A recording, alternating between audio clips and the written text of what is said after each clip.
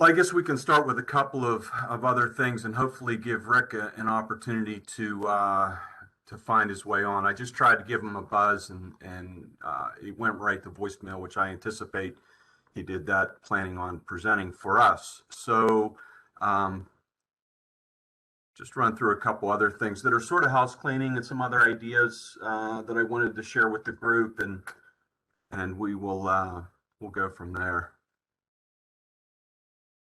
At any rate, I want to welcome everybody. I want to thank you for taking time out of your schedule to be with us this morning for the February TDM Partners Forum meeting. Great to have all of you, and do appreciate your participation. I sent out, or Rhonda thankfully sent out the invitation, and attached to the invitation was an agenda for the day as well as notes from our previous meeting. I wondered if anybody had any concerns or changes for the notes from the previous meeting that we could include going forward. I'll take the silence as a sign that there are no changes. And then I wanted to make sure, this morning we're going to hear from Rick Price, the Executive Director of Pittsburgh Region Clean Cities. And I'm excited about him speaking to our group because much of what they do is very relevant to our realm, alternate fuels and so forth. And had the opportunity to meet with Rick myself. I've got to give a shout out to Allison Robinson from UPMC, who put us together on this, and some really exciting things happening by way of the Clean Cities Coalition and in the Pittsburgh region. But Rick is the executive director, and his area is basically the entire western half of the state. And Clean Cities is a project of the DOE, the Department of Energy. And Rick, as a longtime employee of the Department of Energy, and then naturally evolving into this position, has seen many things with respect to energy and the changes, again, alternate fuels, charging stations, that sort of thing. So I'm really excited about him sharing with us, and I could not do his presentation justice myself if I were trying to do it for him. I have it keyed up and ready to go, but in the meantime, it struck me also with respect to our TDM Partners Forum that at the end of our meeting, we typically go through and give those that have had the time to stay on that long an opportunity to update any and all within the group about what's going on in their realm, and to let us know, update us. And I've been remiss not to offer also the opportunity to share, to present to this group, anyone that has a project within our forum that they'd like to update the group in detail, let them know what's going on with it. Please take the opportunity, contact me directly. We would be more than happy to give you time to share with us the goings on within your realm. So please do. The other thing that I would like to do is, I guess we could jump ahead and give Rhonda an opportunity. As you all are aware, we do a CommuteInfo Commuter Challenge annually. We're intending to do it again this year, and we're going to rely on all of you, as we always do, to help get the word out, but wanted to give you some information about the dates that we've picked in order to do that this year. And let me do that, Rhonda. Let me just turn it over to you, if I could. And 1 second, share my screen.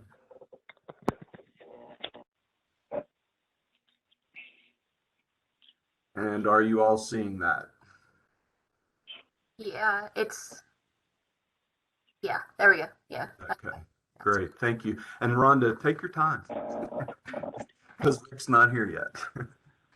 Good morning, everyone. So as Anthony had alluded to that about the commuter challenge of 2022, we have decided to pick the week of May 16th through the 22nd of this year to have the challenge. Next slide.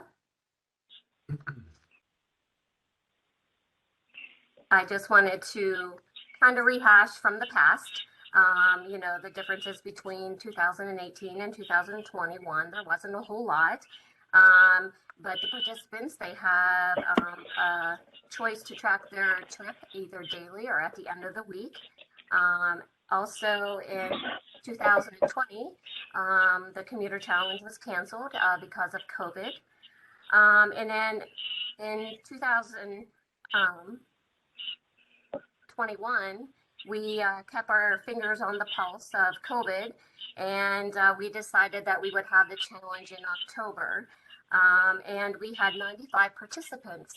And if you look over to the right, that brings us back to a little bit more than what we had in the first year. So in my mind, I thought that that was successful. Going back to starting all over again. Also in 2021, we added telecommuting as one of the options.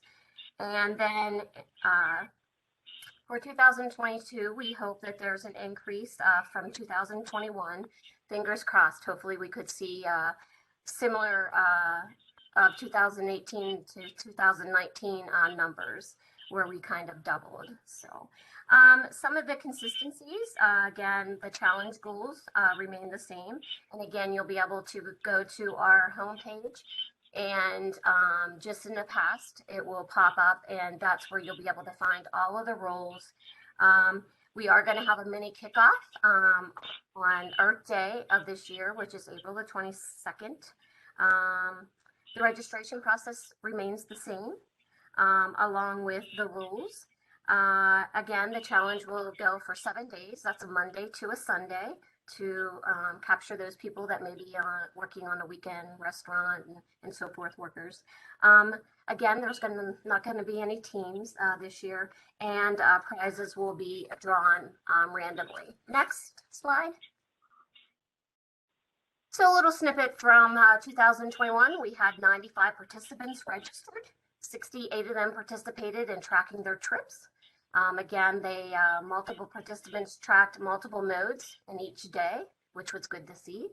And 30 to 50% on a given day was teleworking, which, with COVID, wasn't a surprise.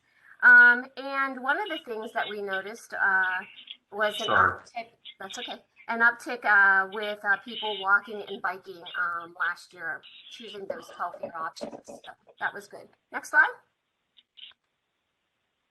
So just a little snippet of the previous years and how people track their commute. And still, public transit remains to see the greatest in tracking when it comes to commuting. Next slide. Little highlights of the commuter challenge of 2022. As I mentioned, we're going to have a little mini kickoff on Earth Day, which is April the 22nd, and that's a Friday. The challenge will take place between May 16th and the 22nd. Again, that's a Monday through a Sunday. The promotional materials will be found on our homepage at commuter.org. And where organizations will be able to pick them off and use as their own. And there's many different forms from a social media post to a PDF poster and so forth. Participants will be able to register, or they'll be able to register clear up to May the 15th at midnight. Again, that's through commuteinfo.org. And then, just as I mentioned earlier, that the process remains the same. So what happens is once they get registered, starting on May the 15th, which is a Monday, a Survey Monkey link will be emailed to them, where they can click on the link. They're going to be asked 4 questions on how they tracked how they commuted that day. They submit that, and that will happen every day from May 16th to the 22nd, that they will receive that link in their email. And that gives them the freedom, whether they want to track it daily or track it at once at the end of the week. Hopefully, we like to see them track it daily, and they can get up to 5 entries for daily tracking. If they just choose to track it that day at the end of the week, they get 1 entry. And again, they will have up until noon on May the 23rd to get their tracking or their commuting logs in. Again, there's 2 ways to get entries for their commuting. Either they do it daily or they can do it at the end of the week. Again, the max for tracking their daily commute is 5 entries.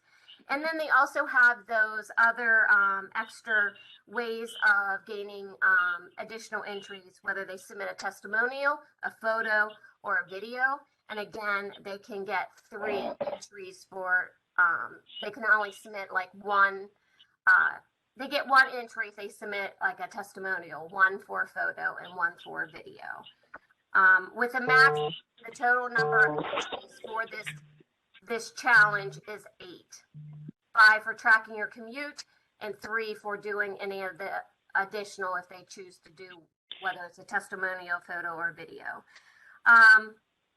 Then afterwards, the eligible participants will be entered into a random drawing for a chance to win various prizes. Next slide. And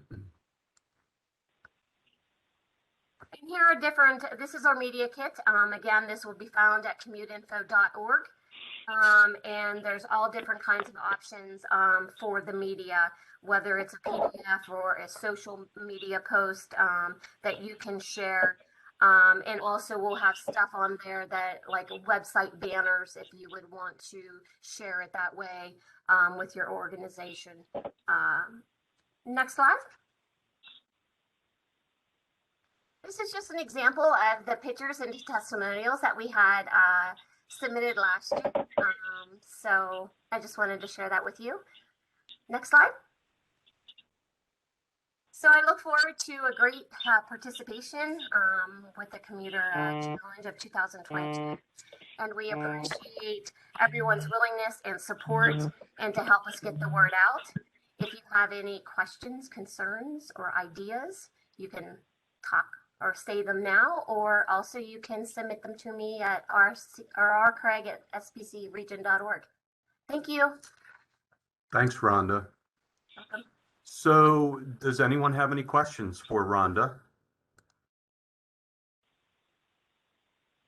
Dave Totten, maybe you can help me for a moment. Rick was having problems getting in, and he was saying that it was requesting that the host has to let him in. I don't recall ever having to let anybody in on WebEx or what that process was. Do you know? This is Rick. I'm actually on, by phone, not by video. Oh, you're not in on the video yet. Yeah. No, trying to do that. I used the link that you had there, and it. I think I used the link up above, and it just says SBC inviting you to a scheduled meeting. Okay. Let's try. I am on. Do you have your deck on your computer? Yes, I do. Okay. Well, how about just tell me? I'll manage the slides for everybody in the meeting on my end, and you go ahead and narrate them. And as you say next slide and go on to the next one, I will do that on this end. Okay, that'll be good. Okay, well, let me give everybody a little introduction. Again, I thank you for being here. As I told everybody on the front end, Rick is the coordinator for, actually the executive director for Pittsburgh Region Clean Cities. Rick is he's been involved with the Clean Cities for almost 15 years now. He's served as the coalition coordinator, president, and has been a member of the board of directors for 5 years. He's recently retired from the U.S. Department of Energy after 37 years of service. Rick was the organizational property management officer for the National Energy Technology Laboratory for 20 years, during which his duties included serving as the motor vehicle manager of a fleet of 82 vehicles. He was instrumental in bringing alternative fueled vehicles and infrastructure to the lab and won an award for small fleets from DOE in 2005. And in 2016, Rick was inducted into the Clean Cities Hall of Fame. So we have a Hall of Fame guy here with us today, which is great. So let me see here if I can share this for everybody. And how does that look? To Ron, does that look good to you? Wait. Thank you. Okay, Rick, it's all yours. Welcome. All right. Well, thank you for the opportunity to speak today. Anthony, again, told you a little bit about there.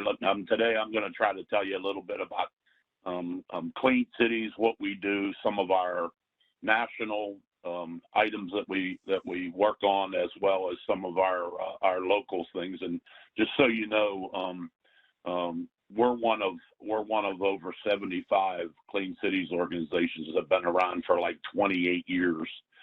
We've been around about 26. And as recently as about 6 years ago, we were originally, actually the very first president of Clean Cities was actually from SBC. So when I joined, Chuck DePietro was the president at that time. And so I was still working at that time with DOE, and so when Chuck got out, and we've had a number of presidents, I've even served as president, but I'm more of a people person, so I like to get out. It's something that I have a passion for, and so that's just a little bit about me. So you can go to the next slide.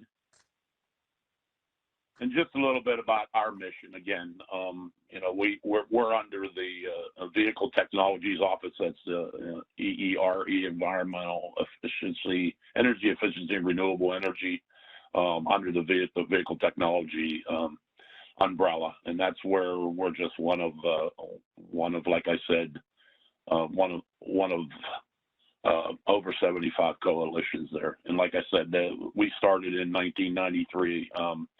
As a thing, and we're still working on that. Next slide. So it's kind of a map of what we have. We actually cover 80% of the population with our Clean Cities organization. Myself and my counterpart, Tony Bandiero from Eastern Pennsylvania, Alternative Fuel Technologies. They originally started as Philadelphia Region Clean Cities, just like we did as Pittsburgh Region Clean Cities, and they now cover the 34 counties in the eastern side of the state, and PRCC covers the 33 counties on the western side. But we work on many projects across the state, across the region. We're actually in the Mid-Atlantic region, which includes Ohio and Pennsylvania, DC, Virginia, Delaware, New Jersey, Kentucky. I may have missed one in there, but that's the Mid-Atlantic region. Actually, all of the program managers for the Clean Cities program are located either right here a mile from my house in South Park, and there's one in Morgantown, West Virginia, which is another satellite office, or another office of NETL. But so they're here, and it's an opportunity for us to showcase what goes on here. But we have monthly meetings with our regional managers. We have a national meeting, which this year was over a number of days virtually, where we get out and talk about projects and things that are going on. They keep us going on. They keep us, especially with the new infrastructure bill. There's so much going on right now, and I'll discuss that a little bit further down. Next slide. So what do we do? So, again, we work on building partnerships with local coalitions, public and private sector for transportation stakeholders. So anything that really reduces petroleum-based fuel and greenhouse gases, we work on. We're fuel agnostic, technology agnostic, and I'll give you some numbers as we go down through. So we're an educational organization as well. We have access to many studies and resources, and they're on the what they call the Alternative Fuel Data Consortium website, AFDC.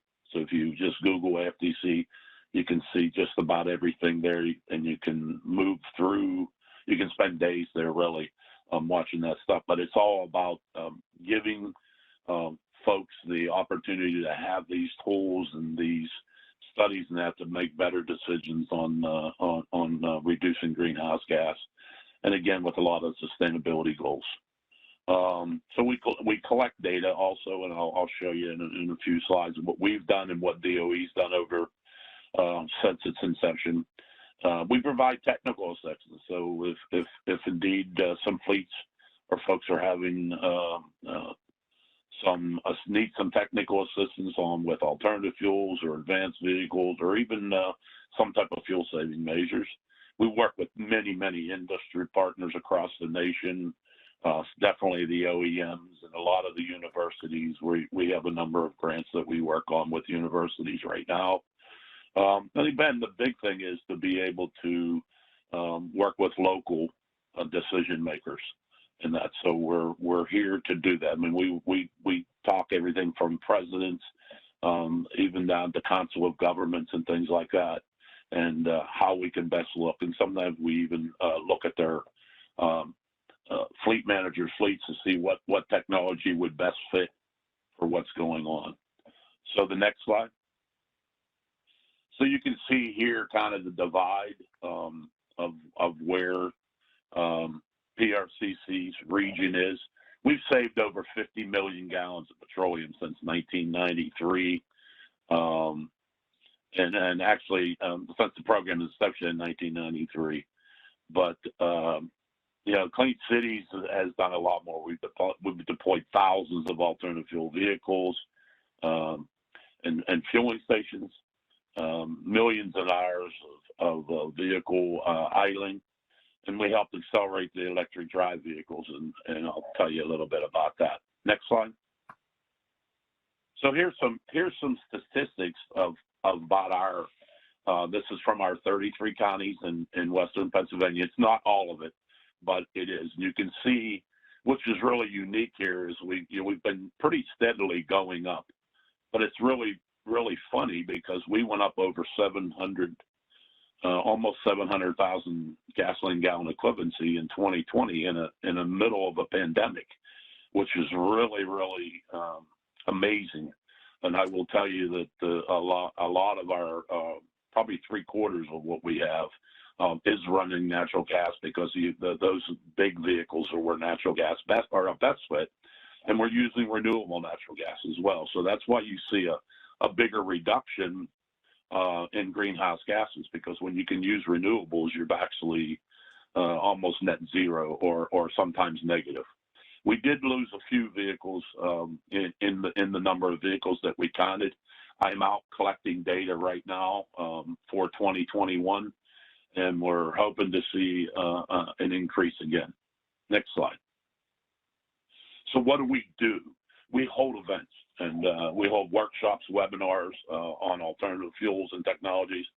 We have a thing called the Drive Electric Pennsylvania Coalition, where we work with the state, DEP, DOT, and all the offices across the state, and OEMs and private industry to educate folks about electric vehicles, and we do ride and drives. Our biggest event that we hold each year, and SPC comes and helps out every year. Since I've been involved, Andy Wampel is also on our board of directors. But we hold Odyssey Day. We hold it at the Community College of Allegheny County in Westville Center.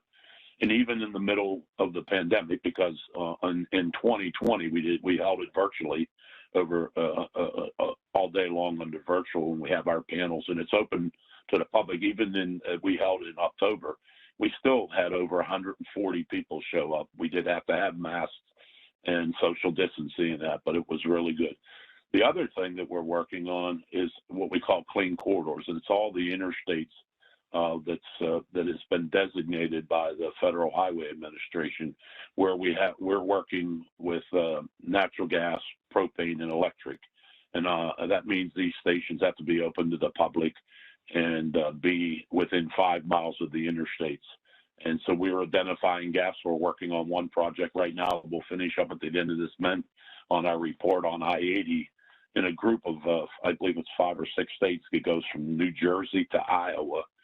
And we're identifying only DC fast chargers and CNG stations, where DC fast chargers have to be every 50 miles and natural gas, propane has to be every 150 miles. And we have we only have a couple gaps in western Pennsylvania along I-80. We have no gaps in natural gas. We have like 4 stations in western Pennsylvania on I-80 that provide natural gas to the public. Drive BA Forward projects. This is the VW settlement money, and we help a lot of our stakeholders try to acquire money in here. And this is, I think there's 7 different project areas here. So I mean, there are a lot of ones where you can.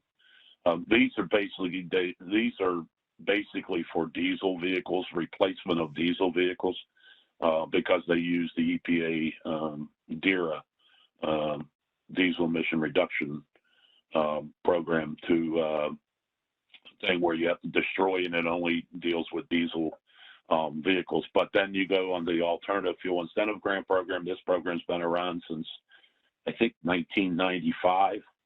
It's about $4 to $6 million a year that comes from the utilities funds, and they put it out, and they give you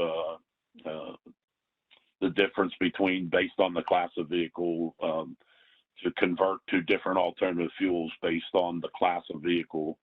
So that has been out there for years. We have a number of grants like that. And then you have federal grants. We've had federal grants with EPA, DOT, and things like that for actually the ones with EPA. We've done some APUs on trains. We do have some announcements coming up here very soon on some electric trains in the Pittsburgh area, which is really going to reduce greenhouse gas.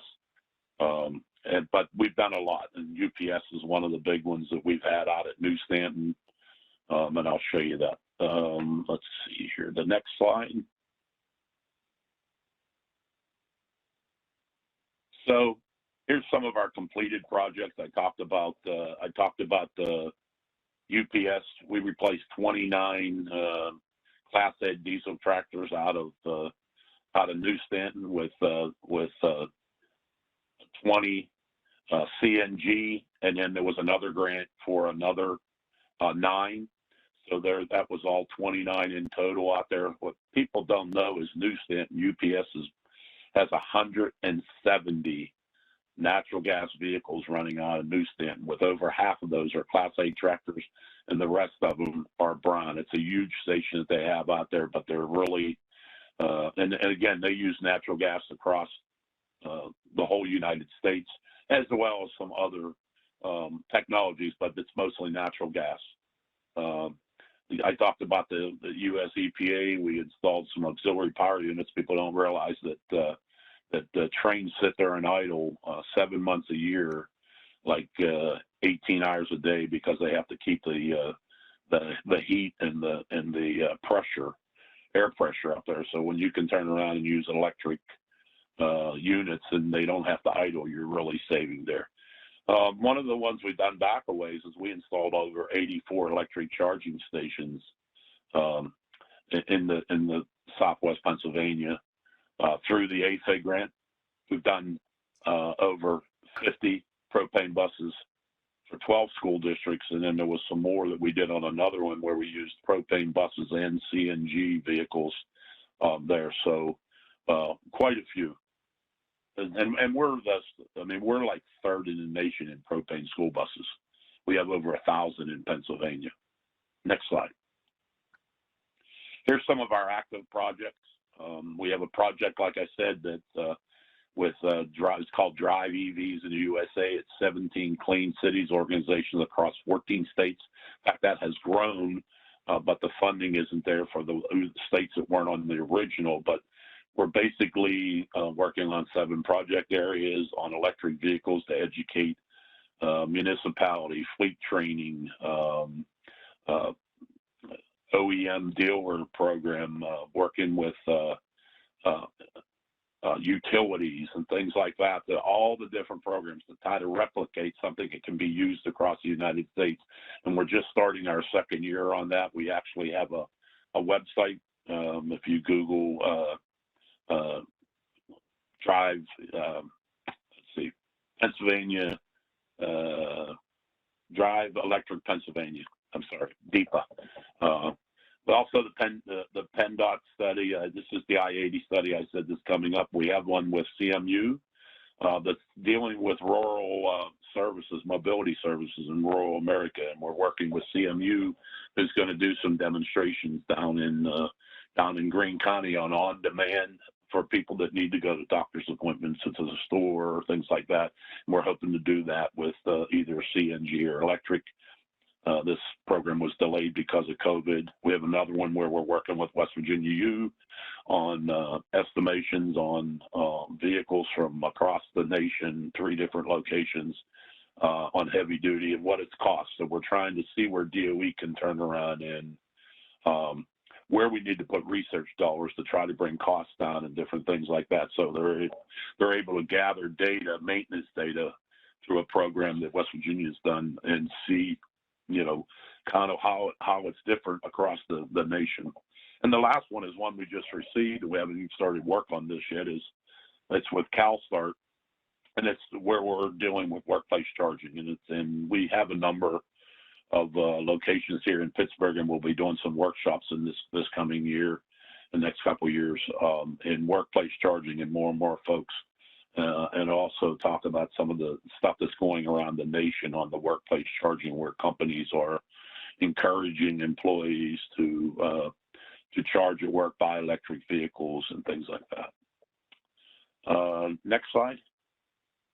So what you see here is a map that's actually was put out by the state on programs that they have funded for an alt fuel map. So you can see it's all over Pennsylvania, and they're by different technologies, whether they're charges. And people don't realize that there is, I think there's 37 state parks right now that have electric charging, level 2 electric charging in it, that is that's free. So we have one up in Moraine State Park. We have some up there. Erie just put 6 in up at Presque Isle. So it's education. It's allowing them to be able to do that. So when we do these events, we try to get folks there that are actually driving the vehicle, so folks can talk to them, or we can, get people in touch with somebody who can talk with them, what they went through in doing things. And we're here to help on any way that we can do that for that. Next slide. So we go to DC every year with a group that's called the Transportation Energy Partners. It's an EIS summit. This year, actually, it starts in 2 weeks.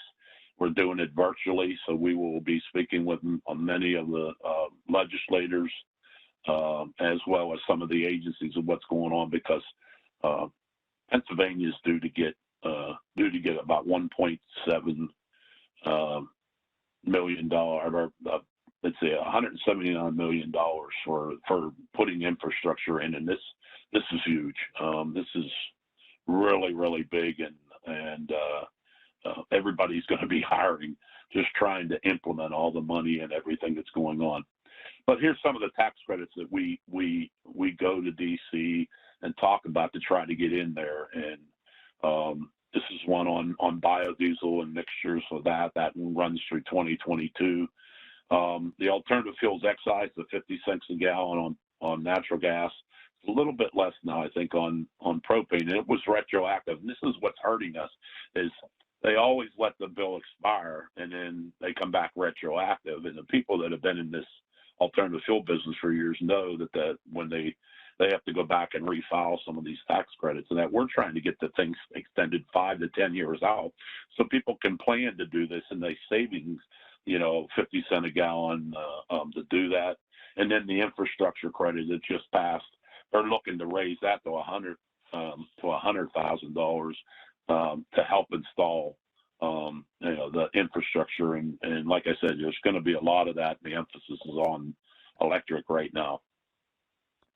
So here's a map that basically shows we have an EV committee that's headed up by one of our board of directors, Sarah Lexak from Duquesne Light. We meet quarterly and go over things in the legislative projects that are going on and try to get people interested in planning EV events as well. So this is just a kind of a share. You can see how many electric vehicles. The green are level 2s, which are 220, and the orange or brown color ones are DC fast chargers, which most of those can charge up electric vehicles, certain electric vehicles up to 80% in 20 to 30 minutes. So again, just a little bit of that. Actually, this is a little outdated, but it says 137 charge point chargers. I mean, it is ChargePoint is kind of the leader. Eaton, when we installed the 84, most of those were Eaton units. Eaton got out of the electric charger business, and they are now getting back in, and they should have their new products back online here in March, through March and June this year, since they're here. But that's just kind of show you, and the key point here is in all the Pittsburgh parking garages, and like some of the ones on like at the casino and some of the other, they're all free. I mean, you have to pay to park at the parking garages, but the actual charging is actually free. Next slide here, again, you can get all this same information off of the AFDC website when you want to locate where things are. And then again, 360 chargers in Allegheny County alone, and that's growing daily. It is the need to do that. But just so you know, on electric vehicles, 80% of the people either charge at home or at work. So, as we move this stuff around and try to get chargers into where we need to get them into for the all-field corridors and around, we try to help businesses in gaining funding to do that. So, like I said, there's over 400. This is probably low right now. So we do the Drive Electric outreach. We've had them in front of the Capitol. The Drive PA Forward is going to be even more when that replica comes out, because we're doing a plan for Pennsylvania, best practices and things like that. The alternative fuel incentigram should be opening again here in the next couple months. And they usually have 2 submission periods there, usually like July and December. Duquesne Light has some programs for electric vehicles. Earth Day, we usually do an event for Earth Day. National Drive Electric Week are a lot of them. Earth Day is usually in April. I believe it's like the week of the 22nd of April, I believe. And National Drive Electric Week is always in September, and they're across the whole nation. I usually attend 3 of them here in Western Pennsylvania. There's actually about 5, but I can't make them all because a lot of them are on the same days.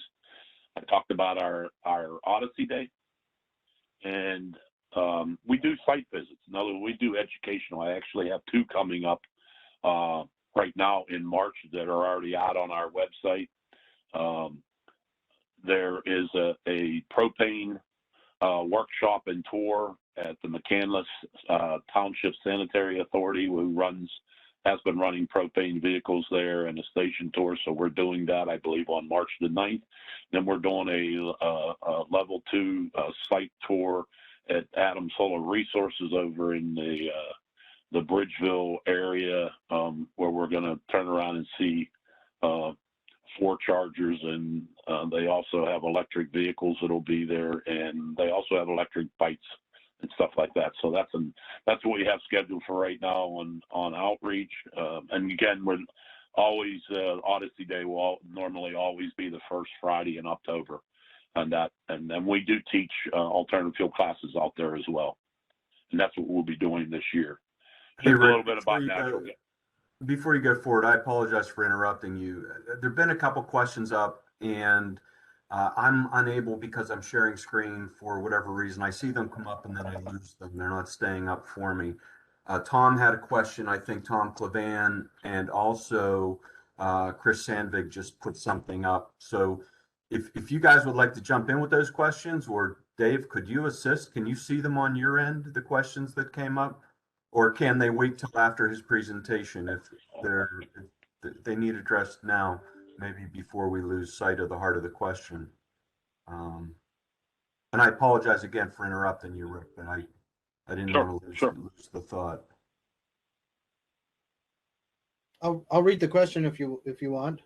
Yeah, let's do that. This is just the two of them. Is it Tom and Chris so far? Yeah, that's it so far. Well, actually, I've got I see in the chat here I don't know if you have a separate one, but I have a question from Tom that says the SPC staff would appreciate specific information that you could provide about that CMU project in Greene County.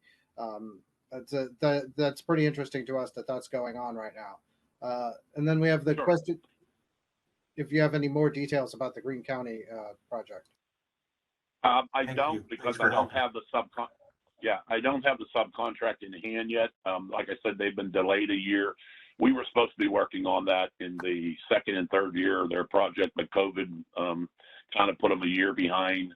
I thought we were going to get the subcontract in January, but mostly it's working with our stakeholders and the folks in Greene County to arrange workshops and things like that down there to see. Basically, they're out gathering some data. They haven't decided, but I believe what they're going to do is they're going to be leasing a vehicle for about 3 months and develop a program for an on-demand ride-sharing program per se out there. I have to go back in and look at the technical stuff, but that was I can give you the contact, my technical contact at CMU on that program there. But they reached out to us. We were on one with them that was on last mile delivery, but we didn't have a lot of input. And DOE on some of their solicitations put down that you have to have a Clean Cities organization involved in certain ones. And being that we're here, and I work a lot with CMU, Stan Caldwell, Traffic 21. And some of the professors out there. So that's just kind of the on-demand rural, because, in Pennsylvania, Philadelphia and Port Authority take about 92% of the money, and you have all these other smaller transit agencies that are in Pennsylvania. However, there's a thing called the P3 project where I think we have 19 transit authorities moving to natural gas and upgrading their things, and we have a number of them here. Actually, you probably see them in downtown Pittsburgh with from Mon Valley, who's been driving them for a number of years. But my boys went to Penn State, and they've been running those up there for well over 30 years. But that's kind of in a nutshell. And we'll provide some comments on the transportation side with that, but it's not there. As far as Chris Sandvig, Chris is also, just so you know, Chris is one of our newest members on our board of directors, and he heads the program. So I'm not sure. Chris, I actually don't really have a question. Just thought I'd jump in next time. For once. No. Yeah. It's good because Chris works on transportation projects, and I think it's Modified Southwest Pennsylvania, but he has a lot of different things, a lot of different issues that he's talking about in transportation in our area. We commingle, and it gives us another set of eyes on what we're doing in Clean Cities. But remember, Clean Cities has to be tied to transportation and alternative fuel reduction type thing. But Chris has a lot of things that he works on. And in fact, we're looking, and hopefully somewhere with some of this infrastructure money and/or some of the AFIG. AFIG has a research side. I think we could do some test projects where we could use alternative fuel vehicles for those areas. There's a big emphasis on environmental justice areas. Like 40% of the infrastructure money coming down is going to be dedicated to environmental justice areas. So I I'm was not sure able. if that's Go ahead. I'm sorry. Finish your thought, Rick. No. I'm sorry. I no, was that's fine. I was able to resolve my chat situation. So there have been a couple other questions that have come up. Mavis from Oakland TMA, can you speak to the affordability of EV vehicles for consumer purchase? And have you seen an increase in personal use of those vehicles? And then to piggyback on that, have you seen providers like Z-Trip or other TNCs, the ride hailers that are starting to shift towards the use of electric vehicles in your experience? Not necessarily. I haven't seen a whole lot of it. It appears that I will tell you, we have over 29,000 electric vehicles in Pennsylvania. It's growing expeditiously. In fact, it's crazy right now. The problem right now for all vehicles is trying to get enough vehicles. We have a number of programs going on. Some of our stakeholders have some going on. It's just trying to get vehicles, even when we're converting to a different alternative fuels other than electric. It's just the vehicles are tough. And from what I'm hearing, for those of you that are on, and if you're local, I'm not sure if everybody's local, but they're going to be at the Pittsburgh Auto Show. They're having ride-alongs in the new Mach-E and the F-150 Lightning inside the auto show that's coming up on February 18th to the 21st. And then Duquesne Light has an Electric Avenue, and Adam Solarisas is going to be on there. It's really amazing how many vehicles are out there. I think there's like 57 models now that are available for electric. But again, some of them are slow coming, and I wish I had the silver bullet. But we are growing that. We're growing the infrastructure as well. And so, and I think when we start getting the workplace charging together, I know Mavis. I think I've been to a couple of her events in the past, and I think we even demoed some of the stuff out there when she used to hold her stuff there in over at Pitt. But I don't know about the ride shares. I haven't really engaged with any of the ride share programs that are doing that. I know at one time Veterans Taxi had some Teslas, but when the COVID hit, they ended up having to get rid of a whole bunch of their vehicles because of nobody requiring riding programs. Great. Hope that answers. Yeah, thanks for addressing both of those. Mavis, you good with that? Great. Thanks, Rick. And Rick, before you proceed, I have us on slide 18. Will we be going to 19? Yes. Okay. Okay. So, please like proceed. I said, it just shows you. I got the wrong one there. Sorry, I got to get the 18 here. I'm at 19. Which would you prefer? Okay. Yeah, that's just natural gas stations there. I just wanted to thing that I will tell you, we're in the middle of Marcellus Shale, and the natural gas stations in Western Pennsylvania, most of those are being on along interstates and things like that. There's one on the turnpike, some just off the turnpike, but your big long haul or your thing. I mean, our biggest users of natural gas in Western Pennsylvania are Waste Management, Advanced Energy. I'm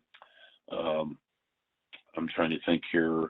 We have up at Seneca landfill, we're using renewable natural gas, and in the Vogel, who has 5 companies. Like I said, UPS are doing that. Giant Eagle has 126 natural gas Class 8. They have a public station outside their facility and inside. The Pitt, Ohio is running those. So some of the big names here, and you know, those vehicles that get low miles per gallon and drive a lot of miles a year are prime candidates for natural gas. But in the light duty side, they're not unless you drive. And then you have all the transit authorities.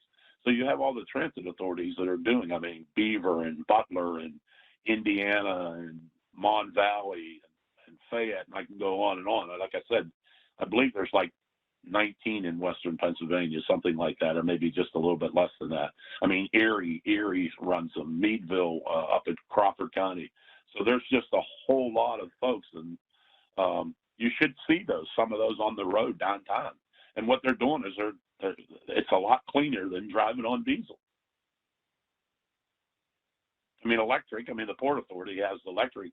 I think they have 6 right now, so you see those, and those are definitely clean, really cleaner than the natural gas side, unless you're using renewable natural gas. So you're on slide here. So we can go to the next slide. This is just a map. This comes from the Federal Highway Administration. Just kind of you know, all fuel corridors where we're working at. We've done some training. We're going to be doing some more on the all fuel corridors with the state DOT and DEP. We've identified all the gaps in all of the different ones. On electric, when we go every 50 miles, we're trying to get one located at the Grove City area, because Grove City is basically less than 5 miles south of I-80, which is the only gap I have on I-80 in the western side of the state. But it also extends us up further to the north, because our closest one right now is Cranberry, and then we go on up to if we can get one at Grove City and one in Meadville, we'll have 79 covered all the way from Washington, PA. So those are just some things that we were working on. Next slide. Again, here's the EV map of the green ones. On the green map there, if you look at those are ones that are already designated as ready. And then you have pending. So when you're turning around, pending means you have some, but the whole thing isn't ready if you don't meet the criteria of 50 miles or 150 miles there. So this is the EV map.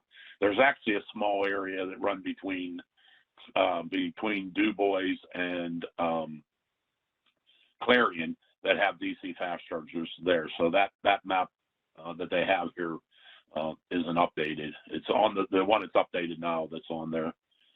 So then here's the CNG map you can see on Western Pennsylvania from Du Bois. We don't have one.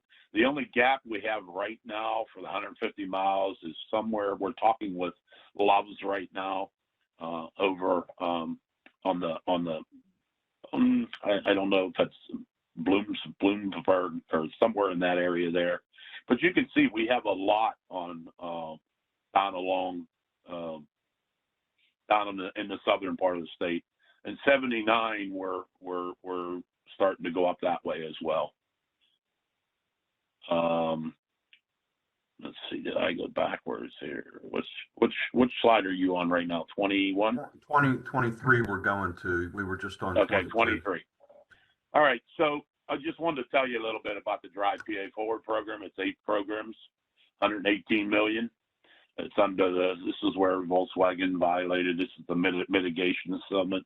This is kind of what the programs are divided, how much in millions. And this is, they had up to 10 years to spend this. It looks like Pennsylvania, the majority of these programs are going to be done in 5 years. And they've awarded a number of things already. Some of them, we have a DC fast charge program. There's rebates for level 2s if people want to put level 2s in. It's open right now. It has about probably 500 rebates. So you can get up to $3,500 per plug, and has to have 2. And be open to the public. It gets a little less if it's not open to the public. So you can see some of the stuff on ferries, tugs, and freight switchers. There's a lot of money in there, and so you're dealing with that. That's actually hopefully in the next month or so we'll be able to announce one of the projects that one of my stakeholders got in this area but we haven't been able to announce it yet, even though it's there. Next page. So you can turn around and see here. These are programs, the transit and bus program. They kind of merged these together now, but this deals where they can get. Port Authority's gotten some money over there. So has some of our members who are driving Class 8 trucks. Remember that all of these things under this Drive PA Forward deal with diesel. So you got to be replacing a diesel engine, and within the class of vehicles and the years that they have those engines there. So let's go to the next one. There's the DC fast chargers. And so we talked about priorities and things like that are on here. It's really great if you can turn around and do what they community charging hubs. We have an awful lot, but we don't have a whole lot of public DC fast charging. I mean, Oakland has an awful lot of chargers. But my understanding is the Pittsburgh Parking Authority is supposed to be putting one up in the East Liberty area somewhere. But again, the level 2 program that I talked about, this is kind of the guidelines and that there on the plugs. And not, we talked about network and non-network. So those are ones that you can look on your phone and do that. Next slide. Again, the alternative fuel incentive program closed at the end of December. Should be opening again here. They announced these. There's a little bit. It takes some time to get through all the political announcements and all that. But many of our stakeholders and members have used these programs to buy vehicles, and there's no destruction under this program here. You can add to your fleet, add to your infrastructure thing, and the rebate program. This rebate program is for personal citizens.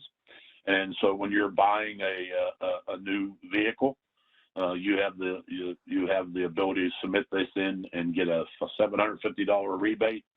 For that, if you're talking plug-in hybrid electric vehicles, which means the ones that have a gasoline engine and an electric drive portion, 500, and then it's also natural gas propane can get $500. So that's a matter of just submitting the documentation. A lot of times your dealerships will help you do that, and you can get an additional K if you're in low income areas. So that could be as much as $750 for individuals, and this is under the AFIG rebate program. And then again, just a little bit about our Drive Electric Pennsylvania. Many of our members and stakeholders are on this. This is not, you can, if you're interested in being part of that, that's actually, I think we're going to move this to 4 times a year. We're talking, but we work with PADEP and DOT to coordinate this. Like I said, we have the website. And again, you can see what it's made up. But what's really nice is we have every one of the state agencies involved, including the governor's office, and they're all trying to meet. We have actually an EV roadmap that's out on the PADEP website. You can also get it from our DEPA website. They've updated. They just did a 2021 update because we have goals and measures to what we want to get to there. And so we're always trying to think. If you look at our webpage for Drive Electric Pennsylvania, our goal is to have 100,000 electric vehicles on the road. I think it's by 2025. And so if it keeps growing the way it is, I think that's going to happen. And I think that is the end. Yeah, so your contact information is up for everyone to see. Your email address given is coordinator@pittsburgh-cleancities.org. Yeah, this becomes very, I get a lot of junk mail on this one, so I only go in there about every 2 weeks or so. You can share my other email if you wish. You can share the slides if you wish. Okay, super. So if anybody wants it right offhand, it's rprice5705@aol.com. And as Rick said, if you need something more would like this particular presentation. There was a question that came about, Rick, have you had the opportunity to present this to our Transportation Technical Committee at any time? I mean, Andy Waple being on your board, and he heads up transportation for us. Have you been in front of the TTC at all? I haven't. No, I used to be at the transit operators. I presented there, and I used to attend their thing. But I do talk with a lot of the transit operators and the folks that are there. But I haven't, and I'm willing to present anything that deals with what we do or how we can help folks to anybody. Or if you wanted some help in what do you think's the best thing to do? This is what we do. I mean, it's about education. We don't sell vehicles. We don't sell infrastructure. We don't sell anything. We're an educational organization, and we have all of our technical expertise. We have folks that have been doing this for many, many years. We've been around, like I said, Clean Cities has been around 28 years. I believe it's 26 years for Pittsburgh Region Clean Cities. And so, we're diverse in our board too. We have biofuels people, we have electric people, we have gaseous fuel people, and we have people like Chris and others who really aren't involved with a particular type of fuel or infrastructure. So that's what's important about it and why we've been very successful in what we're doing. But it's education and being able to connect people with different people that either have been using this fuel or have looked at it, or different folks who are selling stuff too. But I don't just normally give stuff out unless I get approval of the folks that are doing that. But we work with the universities, and we try to do as much education as we can. We do alternative fuel training classes out at Community College of Allegheny County, West Hill Center. Like I said, we're going to be doing a number of stuff in first responder this year, as well as and we're talking just some hour and a half, 2 hour classes on training on all the fuels, including electric, and then we're going to be doing some first responders. We're going to start out on electric, because most of these classes we teach are 1 credited classes, and they're like 16 hours long. So you're talking 2 8-hour days or 4 evenings. Where now we're going to shorten it down to just like a kind of a briefer. To go over just like a little mini training series, so people can get a gist. And then if they want to go to the full class, then there's an opportunity to do that. Excellent. Outstanding. Tom, you had raised your hand. Question? No, I just wanted to follow up. I don't know who asked the question about Rick being put in front of TTC, but so Rick, I think, I'm pretty sure you've been around a long time. You probably are aware of this, but I think there's, maybe more to that little comment that was made about TTC than might first be apparent. One of the constituencies that probably should know, especially about how involved you are, how involved Clean Cities is with the siting of fueling stations, the siting of EV charging stations, and how that is wrapped up in project planning, especially federal DOT project planning. That would be, I think, an interesting aspect of what Clean Cities does, Pittsburgh Clean Cities does, to the constituency at the Transportation Technical Committee. And I think it's important to understand that constituency are the transportation planners at the county level. And so, I think that this information being more available to staff, to the county staffs, might be more helpful. We assume that the PennDOT guys know all of this stuff, and they probably do, or at least certainly the folks down central office do. But having a forum where we've got all those county transportation planners together is an interesting and unique forum. And I think, I don't know who made that suggestion or who asked that question in there, but I made a little note to talk to our new deputy Deputy Executive Director, former transportation Yeah, planner. I mean, we're willing to do that. In fact, this week, I mean, we had a meeting, Tony and I, as part of our Drive EVs at the USA to work with. The other thing I guess I forgot to mention is part of this infrastructure bill that's coming down.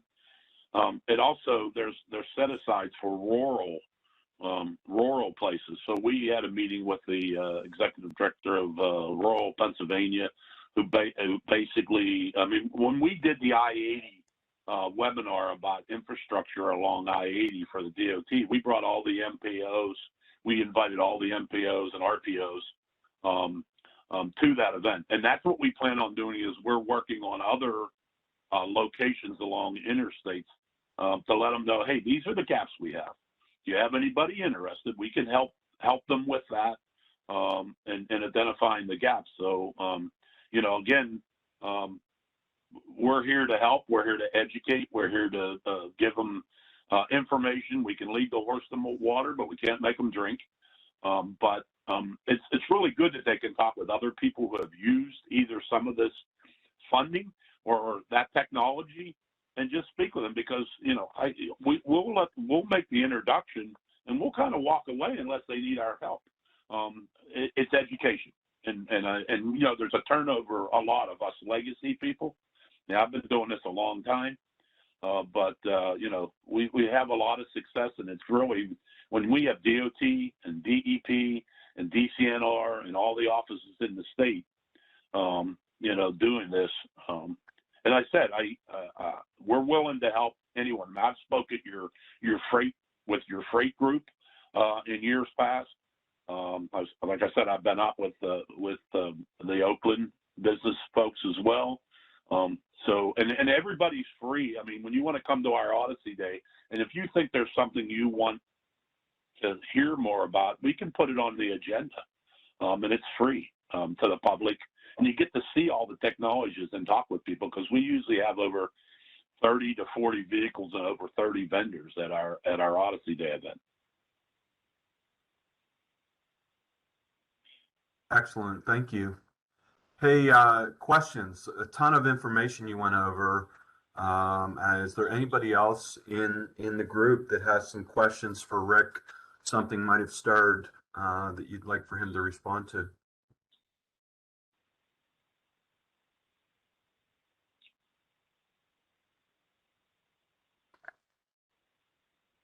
Okay, great.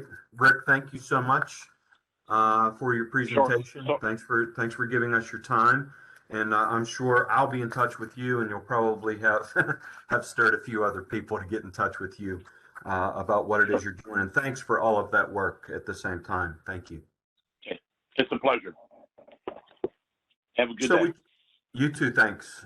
You're welcome to stay if you want, or go, whatever works for you. Well, I'll just listen for a little bit here, because I'm interested. Okay, super. Changed up the order of the agenda a little bit, and Rhonda, thanks for your flexibility and being ready to go right away. I wanted to take some time to really give people an opportunity to talk about, you know, our partners in this meeting, an activity update opportunity for you. What's going on in your business, in your realm, that you'd like to share with the group? And we have plenty of time to do this, so you know, please share with us. Anybody, I mean, I can go around and call out, or if anybody wants to jump in, raise their hand. And if you don't want to share, that's fine too, but we want to give you the opportunity.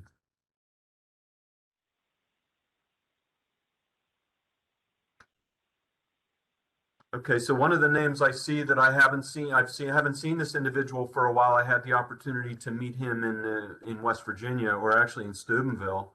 Panini, you working for the city now in their planning department. Please introduce yourself to everybody, and who maybe a few folks you don't know here. But hi, Anthony. Yeah. Hi, Rhonda. This is Panini Chaudhary. I'm the principal transportation planner with the city of Pittsburgh. Anthony and Rhonda actually, we actually know each other from when I used to work in BHJ. The BHJ is one of the MPO partner that's working with SPC in the community info section.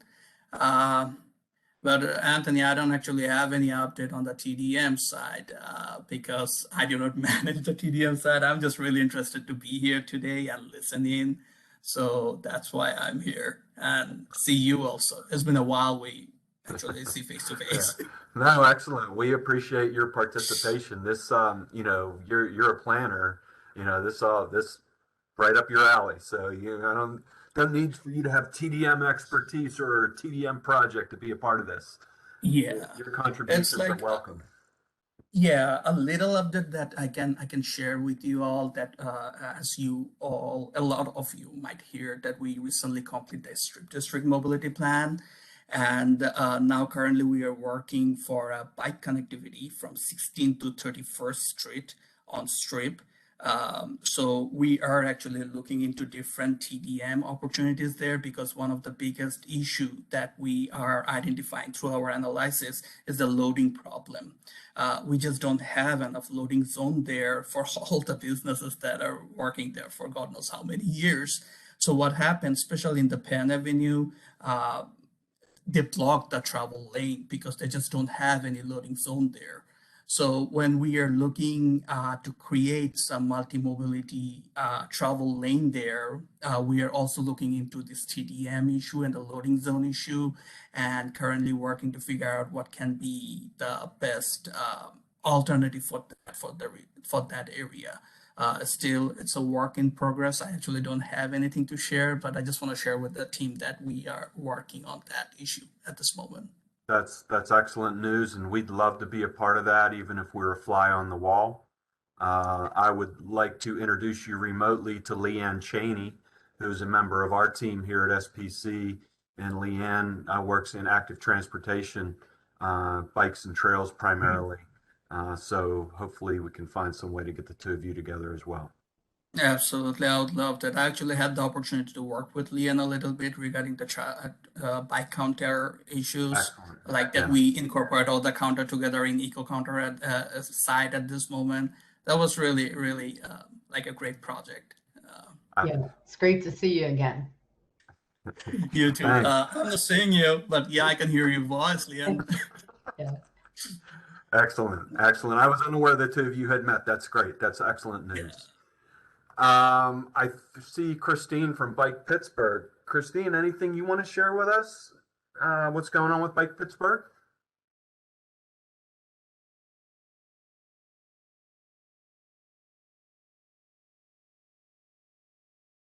Okay, perhaps not. Brittany from the county.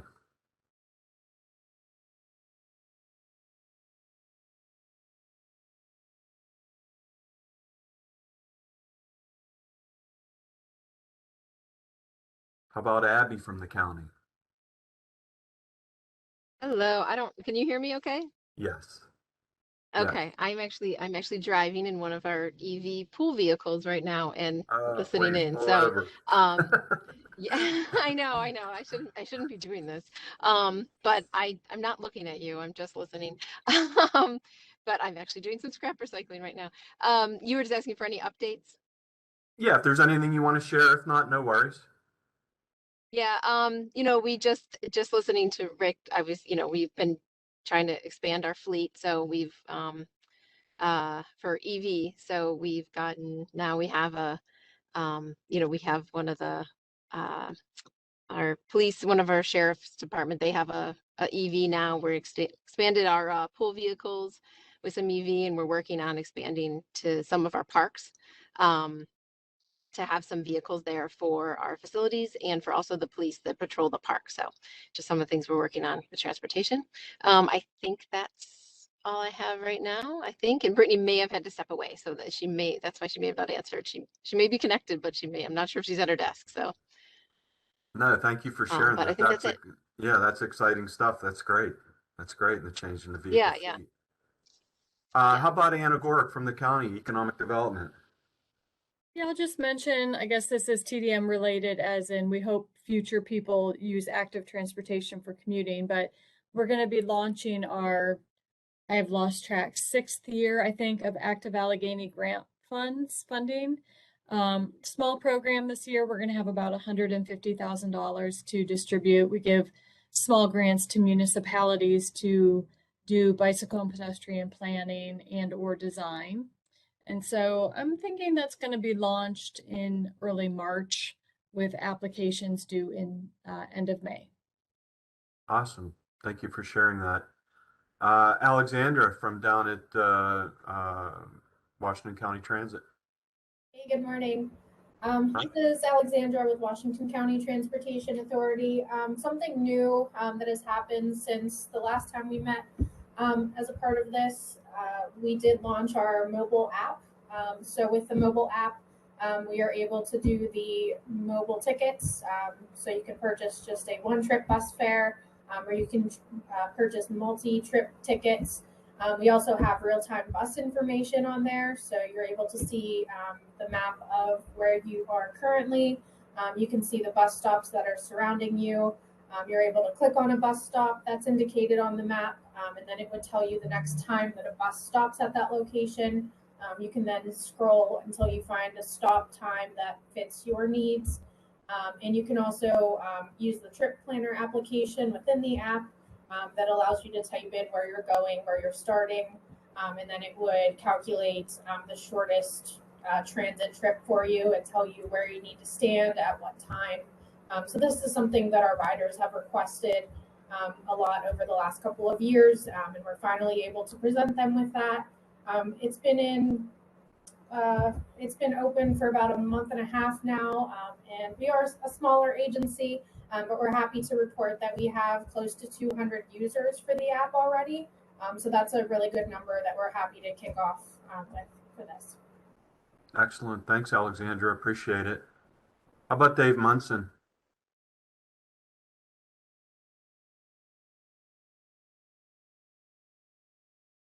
Hi, everybody. I'm a new principal planner at DOMI, so I'm working with Panini. Don't have a lot new right now to add. We have a handful of things that are going to be coming up. We've gotten some draft TDM recommendations for several neighborhood plans that we're reviewing right now, and so may have some interesting stuff to report in the next meeting. But yeah, that's where we're at right now. Some stuff in the pipeline, but yeah.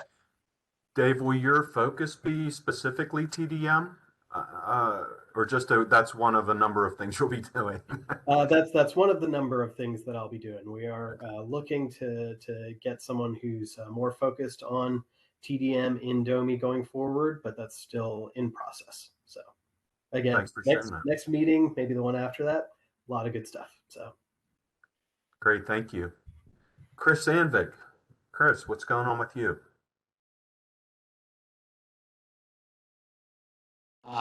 Right now, I'm not sure I have much to announce other than we've been working with the Manchester Chateau neighborhood for a little over a year now, and preparing ourselves for some federal asks to explore lowering the Route 65 freeway through the neighborhood and converting it into a boulevard. Hopefully at some point there's more to share about that.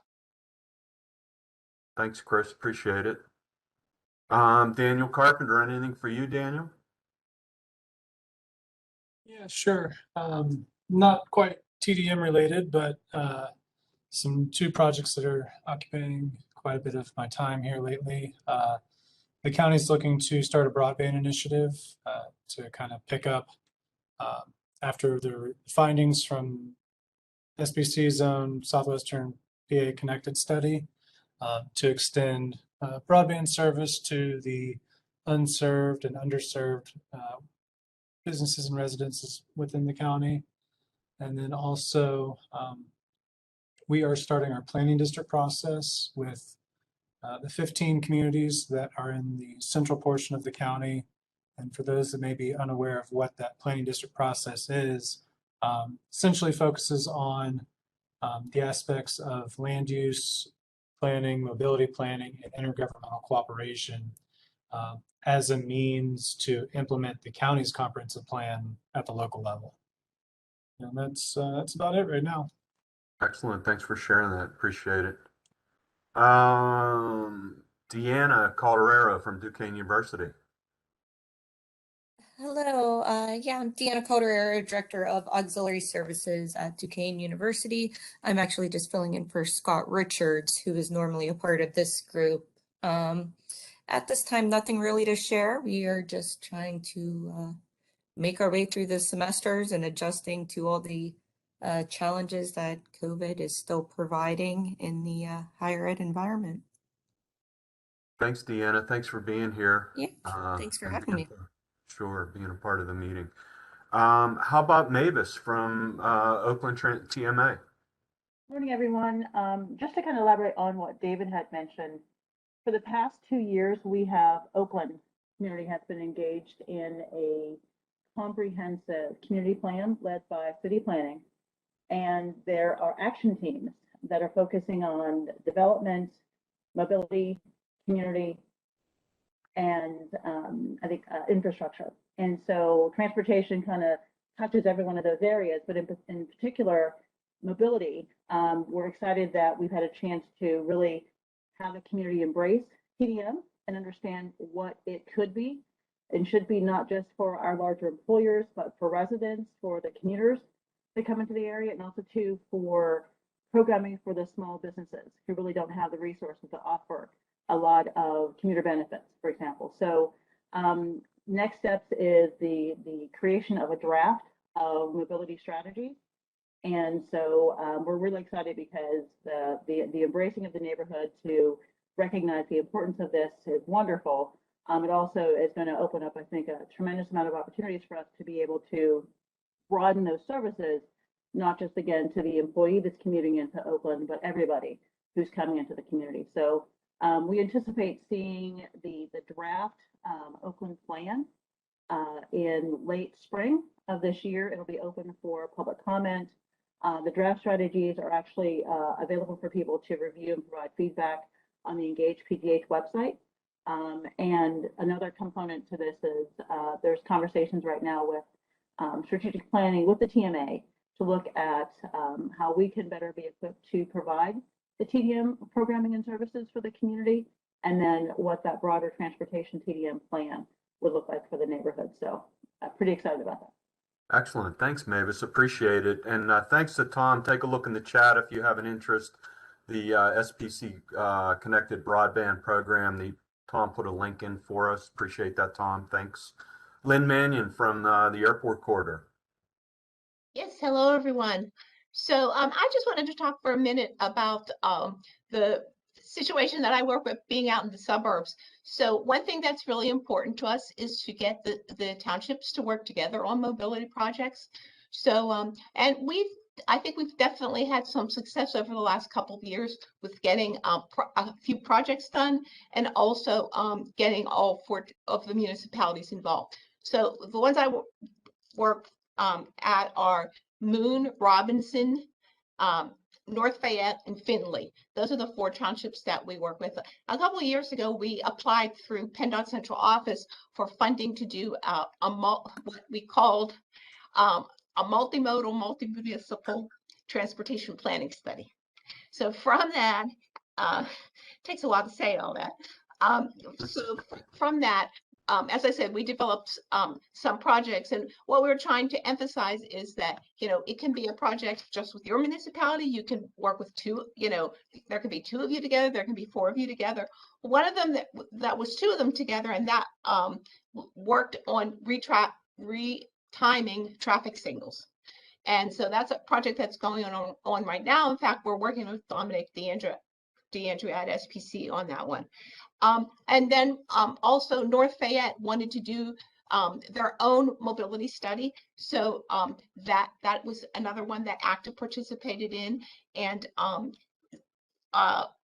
they completed that study, and now they're looking at projects to develop. And I also didn't mention at the state level, this state is looking at this project for the 4 townships was funded with PennDOT Connects money. So they're looking at somehow, I think, publishing this, and because they've obviously done other projects. So I think we'll be included in that statewide look at PennDOT Connects and give a little more publicity to the projects we're doing. So that's it. Thanks, Lynn. Appreciate it. Tom, you have something? Yeah, I just wanted to sort of build on what Lynn just said about that the planning that was done, the joint planning that was done by those 4 townships. And she mentioned that it is a PennDOT Connects project, and I don't know if our stakeholders are clear on that, but PennDOT Connects, the PennDOT Connects initiative is about project delivery. So the whole deal was that as PennDOT develops highway and bridge and intersection projects, that there be a mechanism, a ready-made mechanism for communities, the communities in which those projects are going to take place, to be part of the project development and delivery.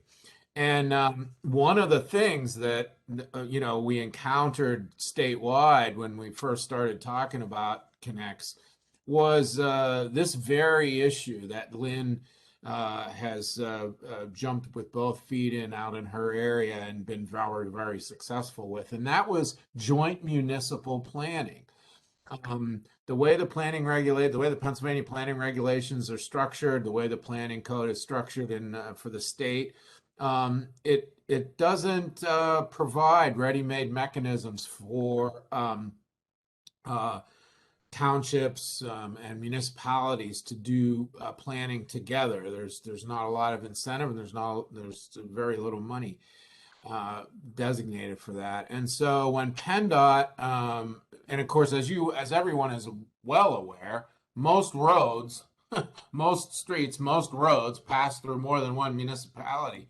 So as we were developing Connects statewide, this was something that that central office, the program center, was really interested in trying to incentivize joint municipal planning. And the document that Lynn just mentioned is going to be more or less a best practices type document that the department's going to put out for examples of how PennDOT Connects funding has been utilized to do joint municipal planning. And indeed, the project out in the airport corridor is a really good one because, well, for one reason, we had 4 municipalities, which is kind of unusual, but also because of the way that that planning was skillfully directed by Lynn and mostly Lynn and her ability to sort of get them to talk together and get them to concentrate on projects, concentrate on the outcome, what's the point of doing planning. And so it's a great example, but I didn't know how many of you were aware that this is something that the department is very intentional on the department's part. And getting this type of funding is, I guess the point is that this type of funding is available. And if you want to know how to go about getting it, the folks at the districts know about it, but SBC staff knows about it too. So, thanks, Tom. Thanks for that clarity. How about Eric Doherty with Enterprise? Got anything for us, Eric? Thanks, Anthony. Eric with branch manager over at Commute with Enterprise. It was nice to hear about the Pittsburgh Clean Cities being a driver in an electric vehicle myself right now for work. Just wanted to say that Enterprise, we've introduced a lot of electric vehicles into our daily rental fleet, and actually we installed our first level 2 charger in Wexford yesterday. We're looking to get more electric vehicle chargers at various branches throughout Western Pennsylvania, and just really looking forward to our project that we're currently working on called Project Move to really modernize the Vanpool experience to really benefit this new hybrid work environment that we're all going to be seeing. So thanks again, Anthony, for the chance to speak, and I can be contacted if anyone has any questions about our EV fleet. Excellent. Thank you, Eric. Appreciate it. Kevin McCullough. Kevin, anything for us? Hold on a second here, just unmute here and turn the video on. Obviously, there's a lot of things going on with IIJA and the bill, the Bill Act. We're still waiting on, things to happen at the federal level to get that money flowing. We're in the process of getting approvals from Federal Highways on planning and programming that information, and obviously this impacts transit and the highway and bridge program. And I hope to talk more about that at the TTC next week at our technical committee meeting to give a little bit more of an update on where we are with that. So obviously we're very much involved with that. We have draft programs in place, and we're continuing to work with the good folks there at SPC on getting all those approvals in. So that's all I have right now. Appreciate that. Thanks for the update, Kevin. Yep, sure. Thanks. How about Jason Theakston? How's everybody doing today? I don't have much to report. We are currently in the process of updating our comprehensive plan. So we're looking at new, I guess, avenues and new techniques and things like that to try to implement some of the county's goals. But I do appreciate all the information from today. There are a lot of notes written down, so I appreciate it. Thanks, Jason. Appreciate you being here and being a part of this. I want to take one more shot at Christine from Bike Pittsburgh. Maybe if she had stepped away, anything to report? Okay. I want to take this opportunity now to introduce to you. Most of you probably know him already, and if you don't, you're going to right now. Dominic DeAndrea. He is our new Director of Office of Transportation Planning here at SPC.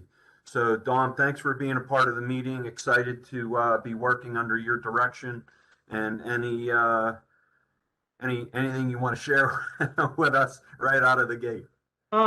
Just want to say I look forward to working with you and the folks in this forum to talk about the opportunities that we have here with PDM moving forward. I mean, I think obviously the pandemic, well, nobody asked for it. It certainly has changed our world, changed the way we think about things, and maybe presented some opportunities as well as challenges for us, especially in this arena. So that's all I have to say. I look forward to working with everybody. Thanks, Dominic. Appreciate it. Hey, I want to thank all of you for being here, for taking time out of what I'm sure is a busy day for you to share what's going on and to offer what you have. I again want to encourage you, if there's anything that you would like to dive into in a little greater detail about what's going on in your realm, please contact me. We would love to give you the time and the opportunity, the stage to do it, or the venue to do it. Whether I don't know, our next meeting is scheduled for May the 5th. We'll see whether or not we're going to be in person by that time. I certainly hope so. It'll be good to see all of you that I have not seen for quite some time other than on a computer screen. But really, really, really appreciate your participation in this forum, and looking forward to this upcoming year. Hopefully we're going to become even a little more active in terms of our TDM efforts here, and maybe look back at our 2019 plan and see where we can go with that, as well as some other ideas. But if there's nothing else, I'm going to give one last chance for anybody to speak up. And if not, I want to wish you all a great day and a great weekend. And thanks one more time. Thanks.